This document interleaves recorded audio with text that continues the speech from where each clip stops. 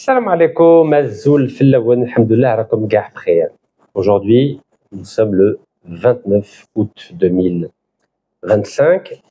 Nous sommes exactement, à quelques jours près, au deuxième anniversaire du refus des pays des BRICS d'accepter l'Algérie comme un État membre. Vous savez que les BRICS, en 2023, c'était le Brésil, c'était l'Inde, c'était la Chine, c'était la Russie, c'était l'Afrique du Sud. C'était des pays où, normalement, en tout cas, il y a un passé pas très éloigné, ces pays faisaient partie des pays du tiers-monde, des pays non alignés, notamment la Chine, notamment le Brésil. Vous savez, ces grands pays avec qui nous partageons toujours certaines affinités.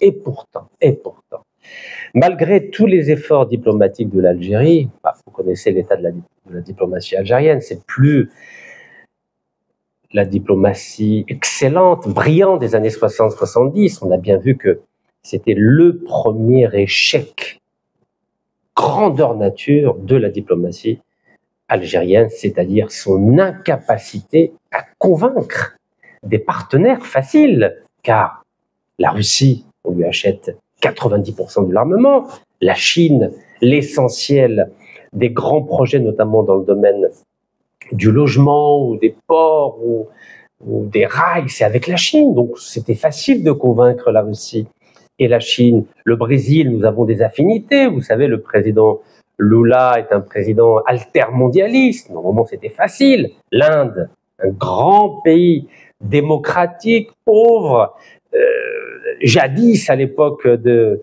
Nehru, nous avions d'excellentes relations avec l'Inde, donc c'était facile. L'Inde, la Russie, la Chine, l'Afrique du Sud, n'en parlons même pas. Nelson Mandela, c'est en Algérie où il a été formé aux armes afin de lutter contre l'apartheid. Bref, comment a-t-on pu échouer à adhérer aux BRICS avec des partenaires qui étaient nos amis, nos alliés de circonstance à l'ONU ou dans d'autres forums internationaux? C'est vous dire à quel point notre diplomatie ne cesse de moins briller depuis un certain nombre d'années. À vrai dire, ça avait commencé avec les mandats de feu Abdelaziz Bouteflika, mais ça continue, car nous n'avons plus des grands diplomates comme feu Cherif Guelleh, l'ambassadeur d'Algérie aux États-Unis, ou feu Mohamed Seddeq Ben Yahya, grand négociateur des accords d'Évian. Et oui, déjà, à peine 30 ans, et ensuite c'est lui qui a fait libérer 52 diplomates américains à l'ambassade américaine à Téhéran, où ils étaient restés 444 jours. Et oui, à l'époque, c'est l'Algérie qu'on appelait au téléphone pour dire, s'il vous plaît, vous êtes les meilleurs diplomates du monde, est-ce que vous pouvez nous aider à libérer nos diplomates américains pris en otage en Iran? Et oui, aujourd'hui, on n'appelle plus l'Algérie. Est-ce que vous avez vu des pays appeler l'Algérie pour libérer des otages russes ou des otages ukrainiens ou des otages, je ne sais pas, congolais? Non, c'est fini. On n'appelle plus l'Algérie. Aujourd'hui, on appelle le Qatar pour négocier la libération des otages. Mais il y a un certain populisme en Algérie, vous le savez. Il y a une certaine démagogie en Algérie, vous le savez. Mais le principe de réalité, il est terrible. Vous savez la différence qu'il y a entre démagogie et réalisme? La démagogie, c'est vous pouvez mentir aux gens, vous pouvez mentir au monde, vous pouvez mentir au peuple. Mais la réalité, vous ne pouvez pas la changer. Quand les pays du BRICS ont décidé de dire non à l'Algérie, c'était impossible à cacher. Vous savez ce qui est terrible, c'est quoi? C'est pas grave d'avoir été refusé parmi les BRICS, parmi des pays qui étaient nos amis, nos alliés. Ce qui est terrible, c'est les 6 pays qui ont été admis au BRICS il y a 2 ans, à Johannesburg, en Afrique du Sud. Je vais vous les énumérer, peut-être que vous avez oublié, mais moi, je n'ai pas oublié. Bismillah. Ça, c'est une façon de répondre à ceux qui disent « Mais Rachid, comment se fait-il que tu dénigres l'Algérie ?» Non, je ne dénigre pas l'Algérie. Je défendrai toujours l'Algérie. Mais je ne peux pas cautionner des médiocres, des incompétents et des personnes qui n'ont pas le niveau pour représenter l'Algérie. C'est la raison pour laquelle, à l'occasion du 2e anniversaire de la non-admission de l'Algérie au sein des BRICS, il était important de dire qui nous a battus. C'est pas uniquement au football qu'on n'est pas capable de se qualifier à la Coupe d'Afrique ou à la Coupe du Monde. C'est même dans le domaine du non-alignement. L'Algérie était la reine des pays non alignés. En 1974, l'Algérie représentait 77 pays, le club des 77. Aujourd'hui, on n'est même pas capable d'adhérer dans un petit club de pays non alignés.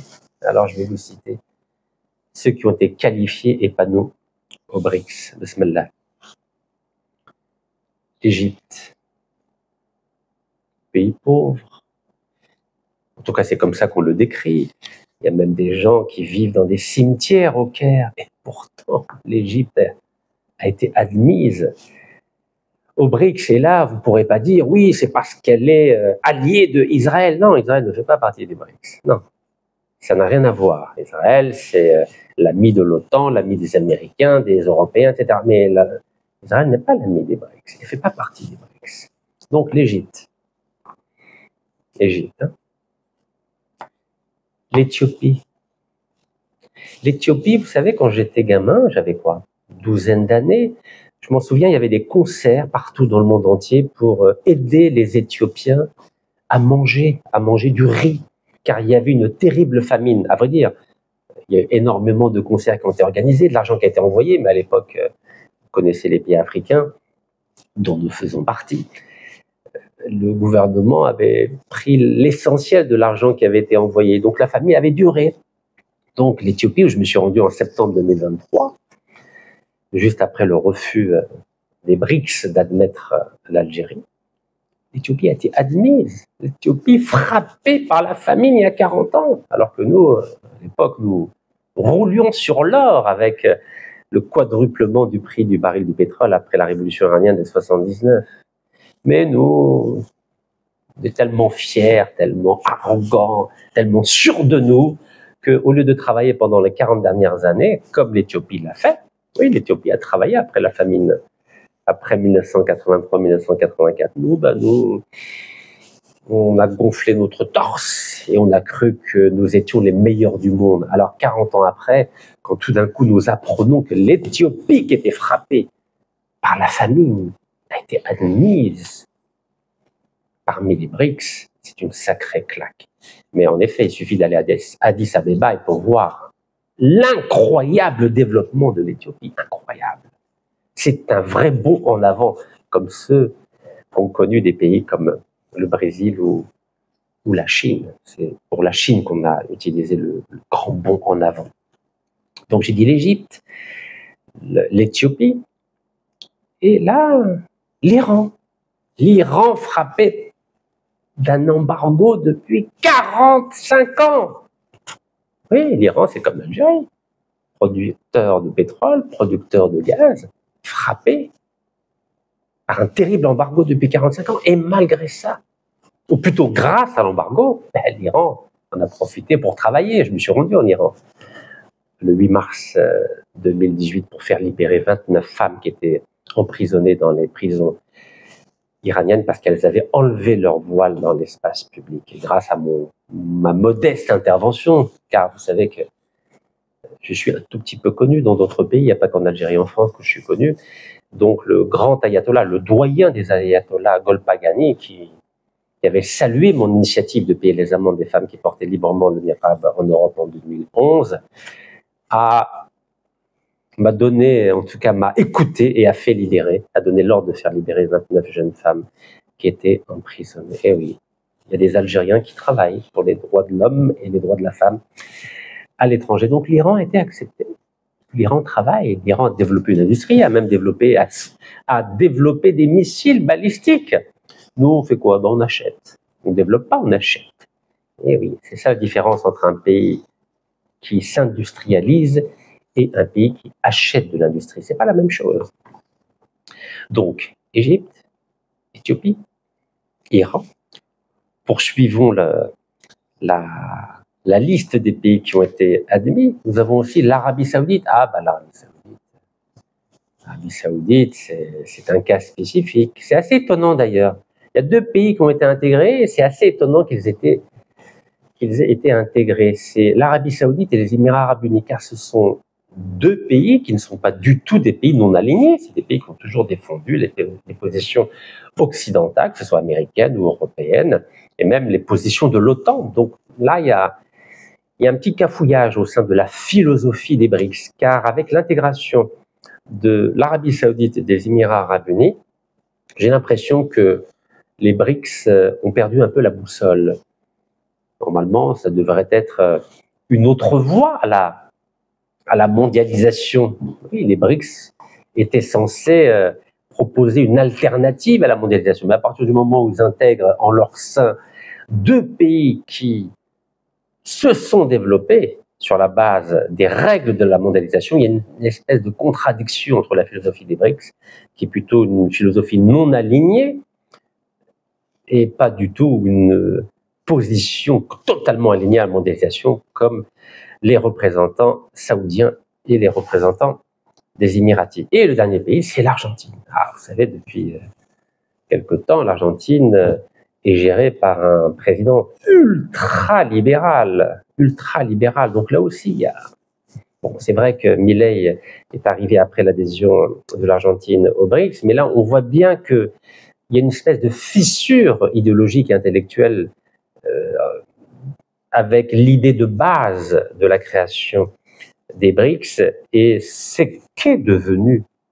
que sont devenus, les BRICS, avec 3 pays qui normalement n'auraient pas dû faire partie des BRICS, c'est-à-dire l'Argentine, les Émirats Arabes Unis et l'Arabie Saoudite. En tout cas, qu'est-ce qu'il faut retenir de la non-admission de l'Algérie au sein des BRICS? C'est que l'Algérie n'est pas prête.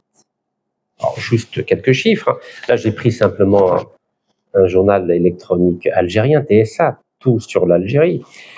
Alors, le titre, c'était Adhésion aux BRICS, 6 pays admis, l'Algérie doit encore attendre. Attendre quoi?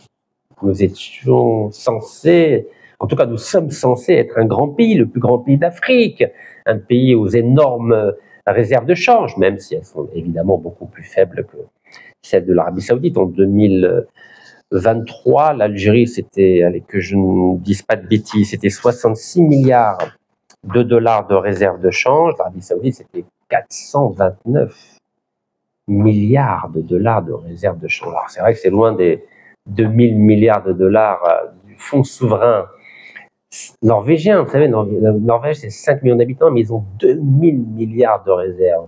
Nous, pendant les 4 mandats de Bouteflika, on a dilapidé 1000 milliards. Ils sont partis à Dubaï, ils sont partis à Hong Kong, ils sont partis à Panama, au Luxembourg, en Suisse. Et oui, c'est la différence entre les pays qui ne sont pas corrompus et les pays qui sont corrompus. La différence entre des pays qui aiment, entre des dirigeants qui aiment leur pays et des pays où les dirigeants détestent leur pays, détestent leur peuple. C'est ce qui s'est passé pendant 20 ans. Alors, quant aux Émirats Arabes Unis, TSA relève un chiffre sur le PIB par habitant, c'est 3700 dollars en Algérie. Les Émirats, c'est 11 fois plus, c'est 40 000 dollars. Je ne sais pas si vous imaginez. Donc, quand on compare l'Algérie aux Émirats Arabes Unis et l'Arabie Saoudite, évidemment, qu'on fait figure de parents pauvres. C'est ça la réalité, vous savez. On peut raconter plein de choses dans les journaux algériens. Des députés ou des sénateurs peuvent raconter de très belles choses au sein de l'APN ou du Conseil de la Nation, mais le populisme et la démagogie a des limites dès lors qu'on sort des frontières algériennes. Et là, c'est le principe de la réalité qui prime. Alors, on a le choix, ou bien on continue à gonfler notre torse, à dire qu'on est les meilleurs du monde, qu'on est les plus beaux de la Terre, de l'univers, hein, qu'on est les plus intelligents, mais devant les preuves de la réalité, on se rend compte qu'on n'est même pas au niveau de l'Éthiopie. Ça, c'est la réalité. Alors, depuis 2 ans, où on a été refusé, ou pour le dire poliment, où nous n'avons pas été admis au sein des BRICS, est-ce que l'Algérie a fait des efforts pour essayer de rattraper le retard de l'Égypte. L'Égypte, c'est vrai qu'ils ont beaucoup de pauvres, mais ils ont une bourgeoisie qui travaille, une industrie. En Égypte, vous avez vu la nouvelle ville qui a été lancée par le président Sisi, qui, vous le savez, n'est pas démocrate. Vous savez ce qui s'est passé en juillet 2013, je n'ai pas besoin de vous faire un dessin. Mais il est visionnaire, Sisi. Et puis il a une équipe de gens visionnaires. Il a créé une nouvelle capitale, construit une nouvelle capitale. Ah, c'est pas la même chose que Sidi Abdallah. Hein. Vous savez, quand on voit Sidi Abdallah, j'ai l'impression d'aller dans une banlieue française, à Vénissieux, ou à Aulnay-sous-Bois, ou à Villeurbanne. Vous savez, moi, au début, quand j'étais à Sidi Abdallah, je m'attendais à voir, je sais pas, un nouveau Dubaï. J'ai découvert une ville qui ressemblait à une banlieue française. Je me suis dit, c'est pas possible, ça. Comment c'est possible? Avec toutes ces compétences algériennes, aussi bien en Algérie, bon, même si elles se cachent, qu'à l'étranger, nous avons des femmes et des hommes brillants à l'étranger, que ce soit en Europe, en Amérique du Nord ou en Asie. Et pourquoi on ne fait pas appel à ces compétences brillantes pour réfléchir à un projet futuriste, moderniste, comme cela se fait dans le monde entier, que ce soit en Indonésie, avec une nouvelle capitale là aussi, que ce soit en Malaisie, que ce soit en Égypte, ou même en Angola. Vous savez qu'en Angola aussi, ils ont mis en place une nouvelle capitale, ou au Brésil, Brasilia, vous savez que Brasilia, c'était une nouvelle capitale. Et nous, quand on regarde ces derniers-là, on s'est dit, mais attendez, il y a un problème. Il y a un problème. C'est ça l'ambition moderniste de l'Algérie. Non, nous avons un problème. Nous avons des problèmes. Donc, je reviens à mon interrogation. Est-ce que l'Algérie a fait des efforts depuis qu'elle n'a pas été admise au sein des BRICS en août 2023? C'est la question qu'il faut se poser, vous savez. Car c'est pas grave, à vrai dire, d'échouer. Vous savez, moi, j'ai échoué à être candidat en Algérie en 2014, mais j'ai réessayé en 2019. Au début, quand j'ai fait ma première entreprise, bon, ça marchait pas très bien, mais la deuxième, elle a marché, la troisième, elle a marché encore mieux, etc., etc. Avant que la France me saisisse tous mes biens et bloque tous mes comptes, lorsque j'étais en prison en Algérie le 9 décembre 2021. C'est pas grave d'échouer, mais il faut corriger les erreurs, il faut améliorer les points faibles, fortifier, consolider les points forts. Est-ce qu'on a fait ça depuis 2 ans? C'est l'interrogation que je partage avec vous. Vous savez, un des arguments avancés par les journalistes de TSA, c'était de dire si les BRICS n'ont pas admis l'Algérie, c'est parce qu'ils voulaient faire un rééquilibrage continental. C'est la raison pour laquelle 3 pays du Golfe ont été admis, l'Arabie Saoudite, les Émirats et l'Iran. Mais nos journalistes algériens ne répondent pas à la question de savoir pourquoi c'est l'Égypte qui a été choisie et non pas l'Algérie. Alors, vous savez que l'Algérie tient une place très importante au cœur de la Méditerranée. C'est l'Algérie qui est le pays le plus proche avec le Maroc de l'Europe, vous le savez. Donc l'Algérie, si on devait tenir compte d'un argument géopolitique, normalement c'était l'Algérie qui aurait dû être choisie et pas l'Égypte qui est un peu plus éloignée de l'Europe que l'Algérie. Alors, vous savez, il faut lire, hein. Je sais que les Algériens, en tout cas, la grande partie des Algériens n'aiment pas lire, mais quand on lit, on ouvre son horizon. Donc c'est un magnifique livre d'André Nucci, qui est d'Algérie d'ailleurs, hein, André Nucci, hein, qui s'appelle La Méditerranée au XXe siècle. Et normalement, l'Algérie doit jouer un rôle moteur au sein de cette Méditerranée afin d'apporter un plus à cette philosophie prospectiviste des BRICS. Mais non, les BRICS n'ont pas voulu choisir l'Algérie qui est au cœur de la Méditerranée. Ils ont préféré intégrer l'Égypte. Alors c'est assez étonnant quand même, hein, que ces fameux BRICS n'aient pas voulu accepter l'Algérie. Eh oui, l'Algérie qui a formé Nelson Mandela aux armes. Le président sud-africain, donc M. Cyril Ramaphosa, apparemment n'a pas poussé non plus, même si il fait des belles déclarations pour dire que l'Algérie est un partenaire de l'Afrique du Sud. Mais ce n'est pas le cas, vous savez. Ce n'est pas le cas. Ce sont des phrases toutes faites, mais qui ne ressemblent à rien. Alors la Chine, la fameuse Chine, vous connaissez la fameuse Chine, qui avance à pas de géant. Et l'Algérie pense que la Chine va l'aider économiquement, diplomatiquement. Vous savez, en ce moment, il reste 2 pays au Conseil de sécurité des Nations Unies qui jouent la montre par rapport à la question du Sahara occidental. Mais le jour où la Chine va obtenir gain de cause des Américains au sujet de Taïwan, je ne pense pas que la Chine va continuer à soutenir l'Algérie au Conseil de sécurité des Nations Unies eu égard à la question du Sahara occidental. Il faut anticiper les étapes. Et la Russie, je ne vous cache pas que dès lors que la Russie va trouver un accord avec le président américain Donald Trump sur la question de l'Ukraine, notamment la question de la Crimée, si les Américains cautionnent l'annexion définitive de la Crimée par la Russie, il est à craindre que dans les mois à venir, nous assistions à un changement de cap de la diplomatie russe qui ne risque pas de mettre son veto à un projet de résolution qui reconnaîtrait la marocanité du Sahara occidental. Donc, je ne sais pas ce que font nos diplomates, mais j'ai l'impression qu'ils dorment et qu'ils n'anticipent pas ce scénario-là. Et l'exemple de la non-admission de l'Algérie par les BRICS, à la tête desquels la Russie et la Chine n'ont rien fait pour que l'Algérie adhère aux BRICS, je crois que c'est un avertissement pour ce qui risque d'arriver dans les prochains mois, lorsqu'un projet de résolution des Nations Unies sera déposé par les Américains notamment, concernant la question du Sahara occidental. Et là, je crains que nous n'ayons plus le veto russe ou le veto chinois, mais plutôt une abstention des Russes et une abstention des Chinois. Et dans ce cas de figure, ce sera un échec terrible pour la diplomatie algérienne qui, depuis 1975, croit que les Chinois et les Russes sont nos amis. Et l'exemple de la non-admission de l'Algérie au BRICS en août 2023 est un véritable avertissement qui n'augure rien de bon pour les mois ou années à venir. Alors, les Chinois, bien sûr, ils sont très présents en Afrique. Chaque année, ils réunissent les pays africains, un peu comme là, les Japonais ont réuni les pays africains, l'Italie aussi a réuni les pays africains.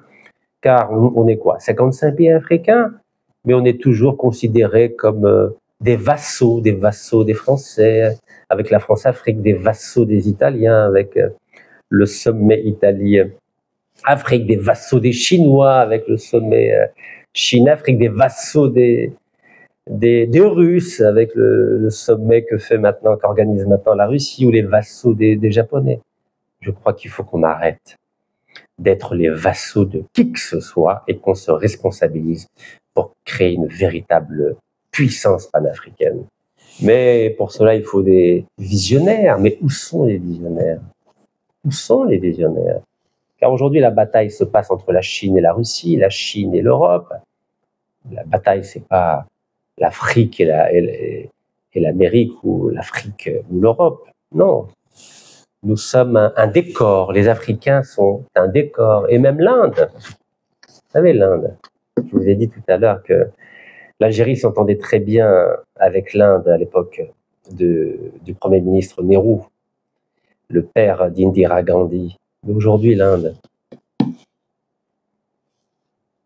Vous savez, quand premier ambassadeur d'Algérie en Inde pendant la guerre de libération nationale, c'était le grand diplomate Cherif Guellel qui est devenu ambassadeur d'Algérie à Washington et ensuite au Canada. Vous croyez que si Cherif Guellel, Marhoum Cherif Guellel était vivant, vous croyez qu'il aurait laissé l'Inde choisir l'Égypte et pas l'Algérie pour adhérer aux BRICS? Car c'est l'Inde qui a fait pression sur les BRICS pour que l'Algérie n'adhère pas aux BRICS, et elle a préféré l'Inde, elle a préféré l'Égypte. Oui, l'Inde a préféré l'Égypte. Pourquoi? Mais parce que personne n'a pris soin de faire du lobbying en Inde. Mais alors que les Égyptiens, Sisi est parti en Inde. Et le Premier ministre indien est venu en Égypte. Ben oui, c'est ça le lobbying. Et vous croyez que nos diplomates algériens ont fait le travail en Inde? Non. Ils ont cru que la Chine et la Russie, ça suffisait. Mais non, ça ne marche pas comme ça, la diplomatie. Cherif Gellal, marhoum Cherif Gellal, il serait allé en Inde et il aurait fait du lobbying, du vrai lobbying, pour que ce soit l'Algérie qui soit privilégiée et non pas l'Égypte. Mais quand on est arrogant et quand on croit tout savoir, on ne fait pas d'efforts, on se contente de peu. Résultat des courses, principe de réalité a frappé à la porte de l'histoire et l'Algérie a été éconduite et l'Égypte s'est vengée du match Algérie-Égypte de 2009 au Soudan, vous en souvenez? Mais oui, vous savez, il ne faut pas être arrogant. Il faut travailler tous les jours. Il ne faut pas croire qu'on est les plus beaux, les plus intelligents de la Terre, alors que la réalité nous prouve le contraire chaque jour. Et oui, et l'Iran fait partie des BRICS. Mais ce n'est pas parce que l'Iran fait partie des BRICS que les BRICS vont aider l'Iran. Et j'en veux pour preuve ce qui s'est passé lors de la dernière guerre des 12 jours entre Téhéran et Tel Aviv. Je vous avais dit que cette guerre n'allait pas durer. Oh, beaucoup m'ont dit, mais tu n'y connais rien. Je vous ai toujours dit que l'Iran, les Perses ont toujours soutenu les Juifs dans l'histoire sur 2500 ans. Même l'ayatollah Khomeini avait livré du pétrole à Tel Aviv en échange de l'armement dans le cadre de la guerre entre l'Iran et l'Irak entre 80 et 88. Et vous avez bien vu, ça durait que 12 jours. Mais ce que je retiens, c'est quoi? Ce que je retiens, c'est que malgré un partenariat de 20 ans entre l'Iran et la Russie n'a pas bougé son petit doigt pour aider l'Iran pendant la guerre. Regardez, c'était 6 mois avant la guerre. Il y avait un partenariat stratégique entre la Russie et l'Iran. Et pourtant, ces deux pays faisaient partie des BRICS. Oui, ces deux parties faisaient partie des BRICS. Depuis août 2023, l'Iran a été admise au sein des BRICS. Donc, non seulement l'Iran a fait partie des BRICS depuis août 2023, en plus de ça, depuis depuis mai 2025, le partenariat stratégique a été signé entre l'Iran et la Russie. Donc, malgré ces deux accords, la Russie n'a pas bougé un iota pour aider l'Iran. Alors qu'en 1956, je ne sais pas si vous vous en souvenez, 1956, lorsqu'il y a eu la guerre de Suez, lorsque les Tel Aviv, Paris et Londres ont décidé d'attaquer l'Égypte. L'Égypte de Nasser qui avait décidé de nationaliser le canal de Suez. Qu'est-ce qui s'est passé à ce moment-là? La Russie de Khrouchtchev, c'était à l'époque on appelait ça l'Union soviétique, avait dit aux Français, aux Anglais et aux Israéliens, si vous ne vous retirez pas du canal de Suez, ils menaçaient d'utiliser l'arme atomique. Les Français, les Anglais et Tel Aviv ont eu peur et se sont retirés. C'est vrai qu'à l'époque, Eisenhower avait aussi décidé de faire pression sur Paris, Londres et Tel Aviv pour se retirer. Poutine n'a pas fait ça avec Tel Aviv. Non, il a dit non, je me propose d'être médiateur. Vous vous rendez compte? Vous regardez la différence entre 1956 et 2025. En 1956, l'Union soviétique a vraiment soutenu l'Égypte. Oui, vraiment soutenu l'Égypte en menaçant de l'arme nucléaire Tel Aviv, Paris et Londres. Mais Poutine, la Russie de Poutine n'a pas du tout menacé Tel Aviv d'utiliser l'arme nucléaire pour mettre fin à la guerre. La guerre sauvage, barbare de Tel Aviv contre Téhéran. Donc, ceux qui veulent être naïfs, c'est votre problème. Mais moi, je ne suis pas naïf. Moi, je regarde les faits. Je compare des faits. Je compare des données. Je ne suis pas là dans du populisme, dans de la démagogie. Donc, si l'Algérie croit que Poutine va soutenir l'Algérie en cas de conflit armé avec un pays tiers, je crois qu'on se berce d'illusions. Oui, on se berce de beaucoup d'illusions. Un homme ne s'est pas bercé d'illusions. C'était notre grand président, Feu Houari Boumedienne. À l'époque, 1973-1974, Vous savez qu'à chaque fois que le secrétaire d'État américain faisait une tournée au Moyen-Orient, il passait toujours par Alger. Car à l'époque, il y a 50 ans, l'Algérie était la porte de la diplomatie du Moyen-Orient et la porte de la diplomatie en Afrique. C'est plus le cas aujourd'hui. On avait des grands diplomates à l'époque. Aujourd'hui, on a des fonctionnaires diplomates. C'est pas la même chose. Un fonctionnaire obéit à des ordres. Un diplomate réfléchit, imagine, met en action son réseau qu'il a patiemment développé au cours d'une longue carrière diplomatique. Ce n'est plus le cas aujourd'hui. On le voit bien. Regardez comment nous sommes maltraités par les Français. Vous avez vu, on ne respecte ni les valises diplomatiques, ni le passeport algérien, ni les diplomates algériens. Nous avons des diplomates algériens en prison aujourd'hui. L'Algérie n'a aucun moyen de pression, si ce n'est de renégocier des contrats de location de 61 logements qu'occupe l'ambassade de France ou les consulats de France ou les instituts français en Algérie. Vous imaginez le ministère des Affaires étrangères algérien qui jadis négociait la libération des otages, essayait de soutenir des mouvements de libération nationale pour les faire reconnaître aux Nations Unies. Je vous rappelle que l'Algérie avait rompu les relations diplomatiques avec l'Angleterre en 1965, tout cela parce qu'elle soutenait le mouvement de libération nationale au Mozambique. Pardon, excusez-moi. Aujourd'hui, on a tout l'Occident qui soutient Tel Aviv pour massacrer les Palestiniens de Gaza. Vous avez entendu un seul pays arabe, ou l'Algérie, que l'Algérie a menacé de rompre les relations diplomatiques ou de menacer de livrer du pétrole à des pays occidentaux? Pas du tout. En 67, qu'a fait Feu Ouari Boumediene? Qu'est-ce qu'il a fait? Il a rompu d'abord en 65 les relations diplomatiques avec l'Angleterre à cause de l'affaire du Zimbabwe, la Rhodésie.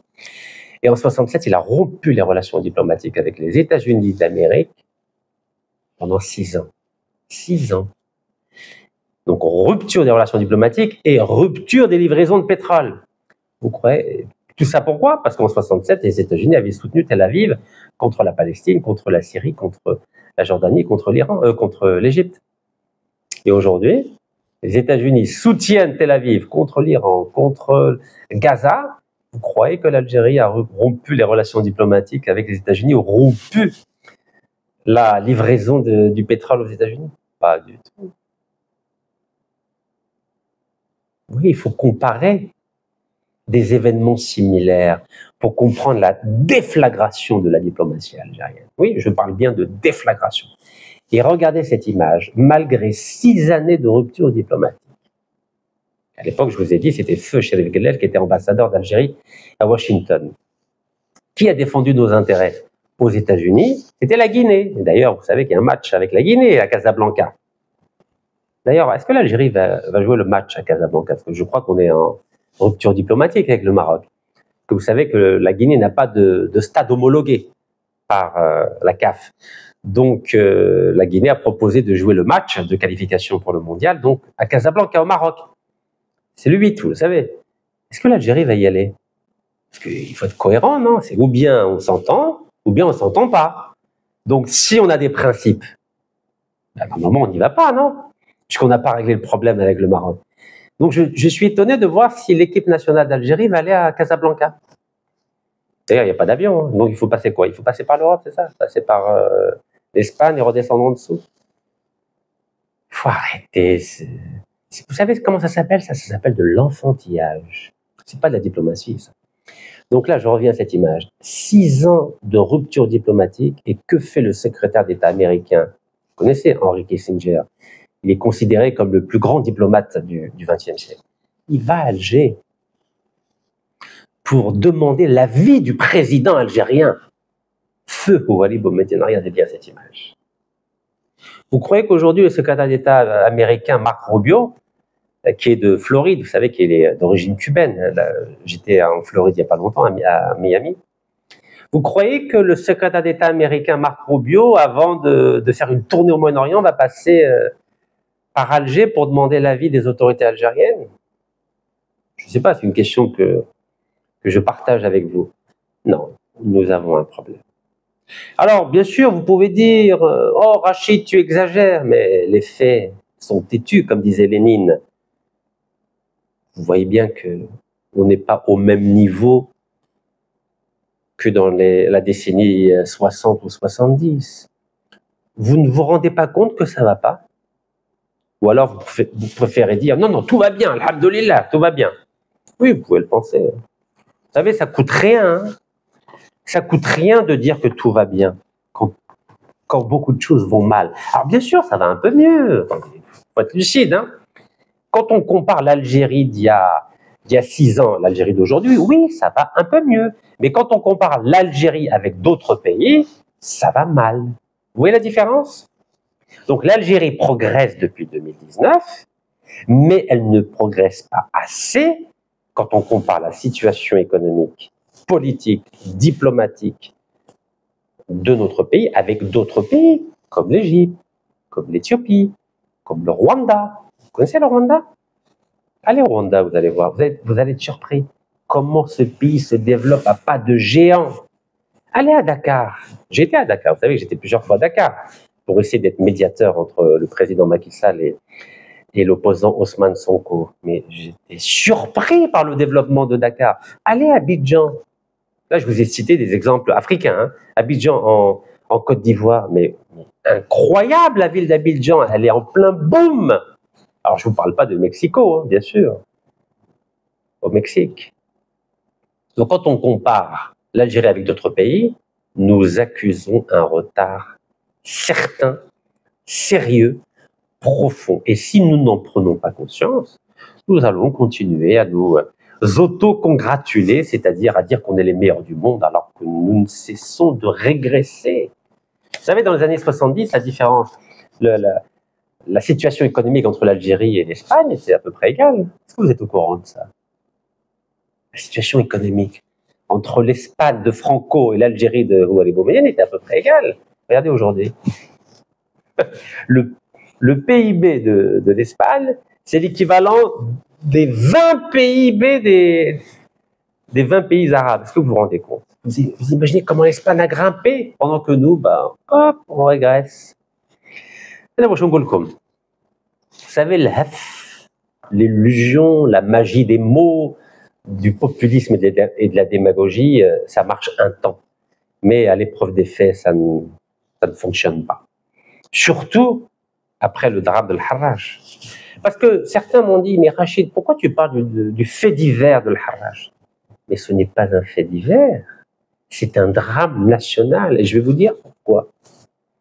Car jusqu'à maintenant, dans le discours politique algérien, du gouvernement algérien, tout est beau, tout est magnifique, nous sommes les meilleurs du monde. Mais que vient de révéler le ministre des Transports algérien? Regardez. Qu'est-ce qu'il vient de révéler? Vous avez lu ou pas? Est-ce que vous avez lu ce que vient de révéler le ministre des Transports algérien? C'est une dépêche de l'APS, hein, donc c'est l'agence officielle de presse algérienne. Je vous dis le titre, 25 août 2025. Transport, 2 petits points. 5400 bus vétustes, c'est-à-dire en mauvais état, seront remplacés au cours des 6 prochains mois. 5400 bus. J'ai pas fini. Le ministère des Transports vise à remplacer 84 000 bus graduellement afin d'assurer la sécurité des passagers du transport terrestre. Est-ce que vous avez entendu? Là, il y a marqué 5400. Mais le problème, c'est pas ça, c'est sur 6 mois. Mais le problème, c'est pas 5400. Regardez le chiffre. C'est 84 000 bus. C'est la catastrophe. Vous comprenez pourquoi le drame de l'Harraj n'est pas simplement un fait divers? C'est un drame national. Car le drame d'Al-Harraj, de Wad al-Harraj, a révélé à l'opinion publique algérienne et au monde entier que la situation du transport public en Algérie était dans une situation catastrophique. catastrophique que personne ne peut cacher maintenant. 84 000 bus sont dans un état catastrophique. 84 000 bus. Donc la décision du président algérien d'acheter urgemment 10 000 bus et des milliers de pneus, mais c'est même pas 12%, c'est ça? 12% des besoins en bus de l'Algérie pour remplacer tout le parc est dans un état catastrophique. 84 000 bus. Vous comprenez pourquoi l'Algérie n'a pas été admise aux BRICS? Moi, j'ai été à Addis Abeba, j'ai pris le bus à Addis Abeba. Regardez la qualité des bus, regardez la qualité des avions éthiopiens. Ethiopian Airlines, mais magnifique, Ethiopian Airlines. C'est la meilleure compagnie d'aviation en Afrique. Alors là, on parle des bus. Attendez qu'on passe aux avions. Attendez qu'on passe aux trains. Vous avez déjà vu, vous avez pris les trains algériens. Il y a des trains développés, c'est des Alstom, mais ils sont tous caillassés par des pierres. Je ne sais pas si les hommes politiques algériens prennent le train ou le bus, mais j'ai l'impression que le ministre des Transports n'a pas dû prendre souvent le bus en Algérie, car il a fallu le drame national de l'Harrach pour qu'ils comprennent que nous avons un problème avec 84 000 bus en Algérie. 84 000 bus.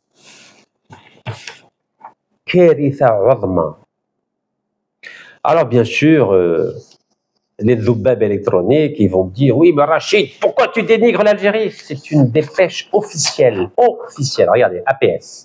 Attendez, où est-ce qu'il y a marqué APS? Voilà, APS. Regardez bien. Dépêche APS. Vous arrivez à lire? www.aps. .dz. APS. C'est l'organe d'information officiel du gouvernement algérien. 84 000 bus en état d'insécurité pour les voyageurs algériens.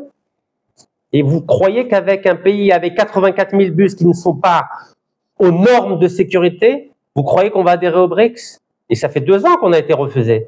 Donc en 2 ans, on n'a pas évolué. On a fait du blablabla, on a fait du populisme. On a entretenu une crise avec Paris, une crise bidon.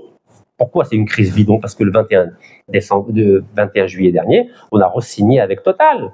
Une entreprise mondialement corrompue, condamnée en Algérie pour corruption, condamnée à 2 reprises en France pour corruption et condamnée aux États-Unis pour corruption. Elle a été obligée de payer 398 millions de dollars pour corruption. Et qui a payé? C'est l'Algérie qui a payé. Parce qu'en 2022, on a fait un beau cadeau de 24 milliards de dollars sur 25 ans à Total, avec du pétrole gratuit à Hassi Berkin. Ben oui, c'est l'Algérie qui paie les amendes de Total. C'est magnifique, non? Alors, qu'est-ce qu'on fait avec tout ça? On continue à faire de l'illusion? Qu'est-ce qu'on va faire?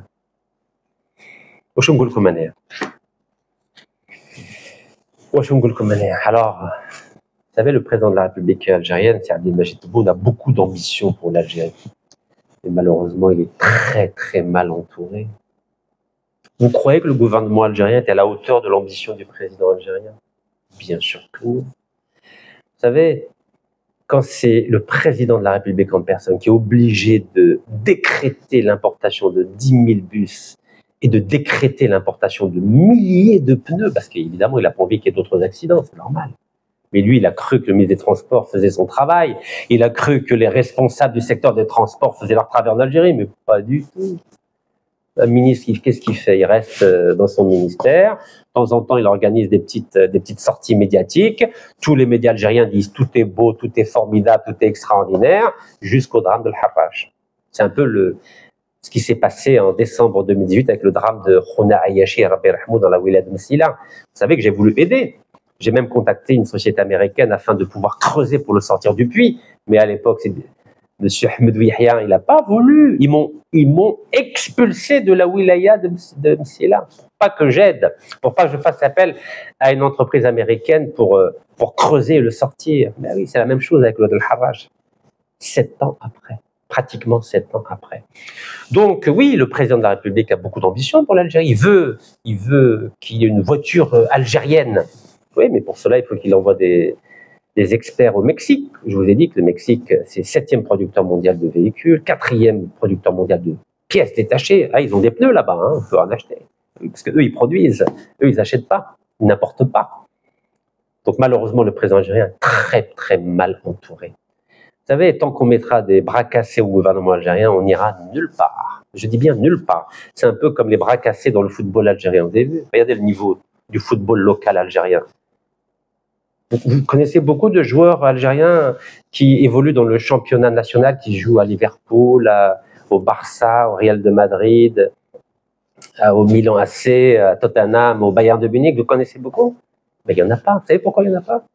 Parce que la formation en Algérie, elle est nullissime. Et je pèse mes mots, nullissime au football. Vous croyez que la formation des énarques algériens, elle est au top? Regardez la formation des directeurs de la Sonatrach. Ils sont tous corrompus. Vous n'avez pas remarqué? Vous avez vu tous les scandales de corruption qu'il y a depuis 2009 en Algérie à la Sonatrach? Mais on continue à reproduire la même chose, hein, à chaque fois. Au Tradol, il est où, au Tradol, le directeur de la Sonatrach? Il est en prison. 3 PDG de la Sonatrach condamnés pour corruption. 3 PDG. Mais on continue, hein. On continue à signer avec des entreprises corrompues. Je vais en parler dans les prochains jours. Mais c'est lamentable ce qui se passe. Tant qu'il n'y a pas un gouvernement hybride avec des compétences locales et des compétences issues de la diaspora, l'Algérie va continuer à couler. Vous savez, c'est quoi couler? Couler. En comparaison avec d'autres pays, bien sûr, comme l'Éthiopie, qui nous dépasse aujourd'hui. Meilleure compagnie aérienne d'Afrique, Ethiopian Airlines. Est-ce que vous croyez que Air Algérie est la meilleure compagnie aérienne d'Afrique? Bien sûr que non. Mais nous, on adore le populisme. Donc, je reviens à l'ambition du président algérien qu'il y ait une voiture algérienne. Ah oui, mais qui dit voiture algérienne dit des capitaines d'industrie, dit des cerveaux, dit des gens qui ont la capacité à porter cette ambition. Vous savez qu'une voiture, c'est à peu près 5000 pièces. Donc ça veut dire quoi 5000 pièces? Ça veut dire 5000 sociétés. Parce que chaque société va fabriquer les boulons, les ailes, les essuie-glaces, etc., etc. Vous croyez qu'il y a 5000 entreprises algériennes qui sont capables de produire chacune de ces pièces détachées constitutives d'une voiture? Bien sûr que non. Pour cela, il faut un cadre réglementaire stable, sérieux, il faut un état de droit, il faut un peu de liberté. Ben oui, sans liberté, on ne peut rien faire, vous le savez bien. Une liberté contrôlée dans le cadre de la loi, évidemment. Et puis, il ne faut pas de corruption. Parce que quand on voit ce qui s'est passé à Mostaganem, et je vais en parler bientôt, où ils ont découvert 124 milliards de centimes dans une voiture avec 1 million d'euros, je crois. Mais c'est lamentable ce qui est en train de se passer. Donc oui, j'aimerais bien qu'il y ait une voiture algérienne. En 2019, il disait que dans un livre de Jean-Pierre Cornu, il disait « Et la voiture du 21e siècle sera chinoise ». J'aurais aimé qu'on dise « La voiture du 21e siècle sera algérienne ». Mais il faut être réaliste. Il faut s'en donner les moyens. Et aujourd'hui, l'Algérie ne présente pas les conditions nécessaires et suffisantes pour porter un projet d'une voiture au 21e siècle. C'est pas avec des bras cassés, avec des gens médiocres et incompétents qu'on va développer une voiture algérienne au 21e siècle. C'est ce qu'on appelle le principe de réalité. C'est ce qu'on appelle la réelle politique. C'est ce qu'on appelle le réalisme. Mais pour être réaliste, il faut arrêter le populisme. Il faut arrêter la démagogie. Barakallahu fikum. Tahiyya Jazair. Allah yarham shuhada.